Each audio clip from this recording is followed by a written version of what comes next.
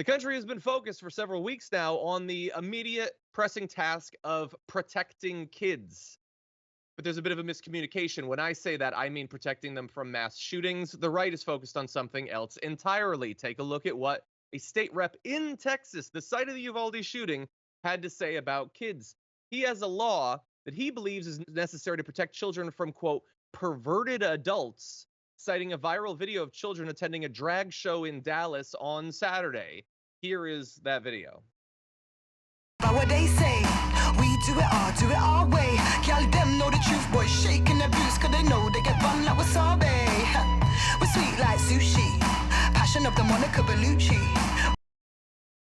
Now, in case we have any conservatives watching, I think that we should have a moment of silence for them to collect themselves, to once again be able to interface with society, because that video is enough to just destroy anyone. Just tears streaming down your face. You don't know how to accept the country anymore. Look, is that for every kid? I don't know. I think that it's probably up to the parents, but especially so soon after the Uvalde shooting, for state reps in Texas to be like, that is the crisis that we have to deal with, is utter madness.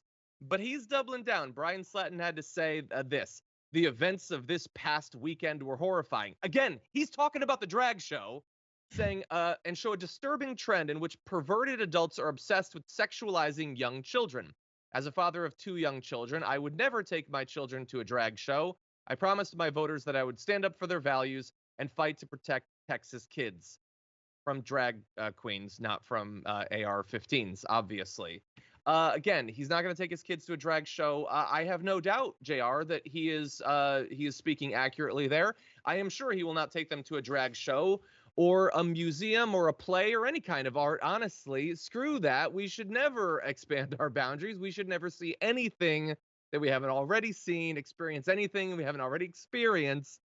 This is what they're focused on. It's pretty straightforward. And it's like this with the books and stuff too. Hey, if you don't want your children to read something, look at something, watch something, there's this thing that's called parenting. You can be like, hey, Johnny, let's not go to that. And then you know what you do? You don't go to that. And you move on with your lives. So if you want to complain about parents who do take their children to this, complain to the parents that want to take their children to this and then get slapped in the face for dealing in someone else's business. It has nothing to do with you. So if you don't like it, that's fine.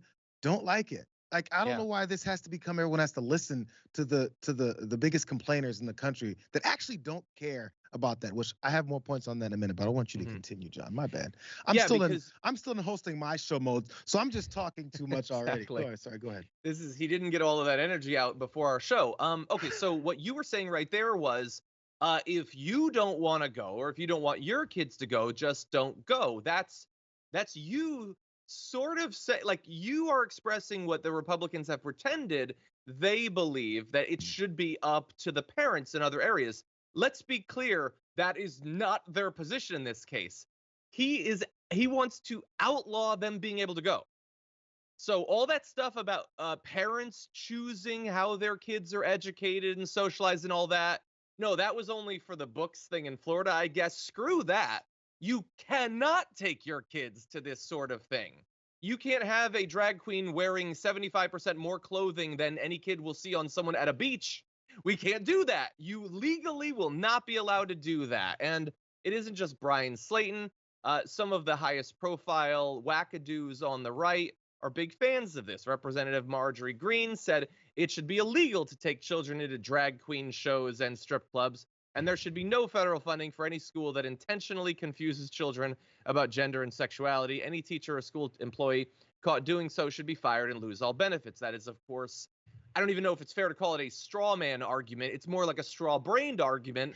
No school is intentionally confusing kids about gender and sexuality. That's your job, Marjorie Greene. You're confusing people about the obvious, indisputable fact that there is a broad range of gender identities that exist not only now in the United States, but in every other society on Earth, and always have for as long as there have been societies on Earth. You're confused about that. That's your issue. You can deal with that.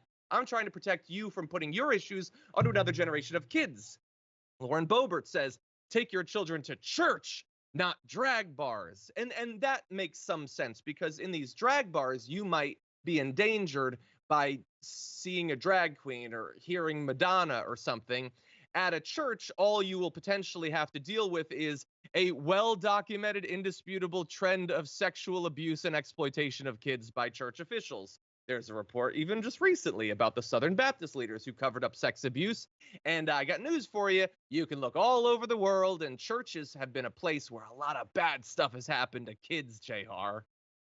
Consistently. So again, I'm glad you brought the Southern Baptist leaders covering up, because I feel like there was this differentiation. People like to think, oh, that was just Catholic priests that were doing that. And by the way, it was rampant and it was for decades. That's church.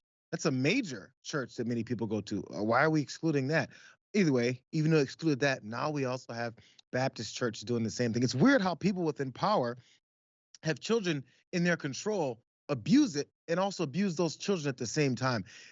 It's almost like there's bad folks, and maybe no matter where you take them or what you want to think you're exposing them to, there could be a problem because there's just bad people. Now, by the way, since we're talking about outlawing things where kids get sexualized because these Democrats and these libs want to sexualize your children, we were going to mention this before because I've been to Lakers games. I've been to any basketball game. You know what happens at timeouts? About 15 to 20 scantily clad women run out in the middle of the floor and do a dance, very similar to that one we saw at that drag show. And they've got the same kinds of clothing on, and there's suggestive music on. And you know what happens? Grown men in the audience look very closely and they go, oh my God, am I going to see booty? Am I going to see breasts? No, this is going to be wonderful.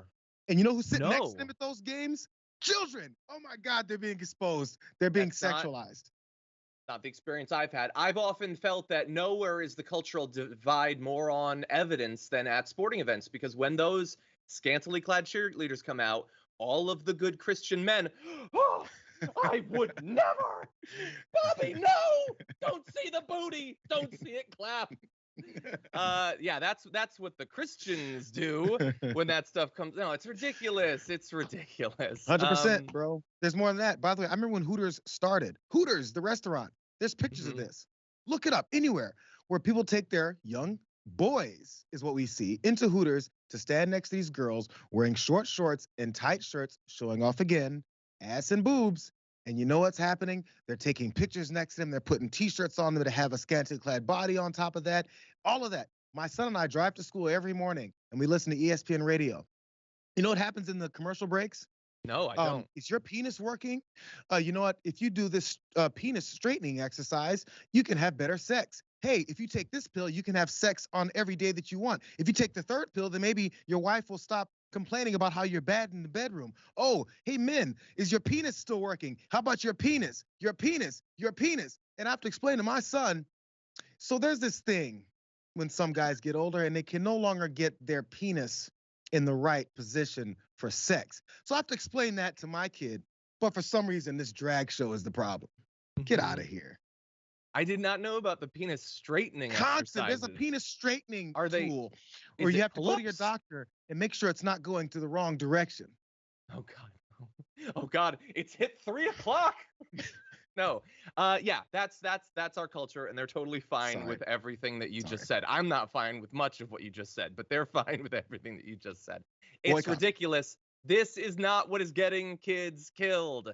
But as always, everything out of right-wingers' mouths is intended to be a distraction so that you will not challenge the status quo on the economic dominance of the 1%, the status quo where the gun manufacturers, the gun lobby has gotten basically everything that they want. They crave the status quo because in the status quo, they have won and continue to win. All they need to do is run out the clock on their lives. That's all it is. They're just trying to maintain a position of wealth and power until they inevitably collapse. That's it. And it is our challenge to fight back against that, to break through on all this BS. For more political news breakdowns, interviews, stories of activism, and me trying my hardest to care about the occasional big celebrity news story, subscribe to our YouTube channel at youtube.com/The Damage Report. And you can ring the bell wherever it is so you don't miss anything.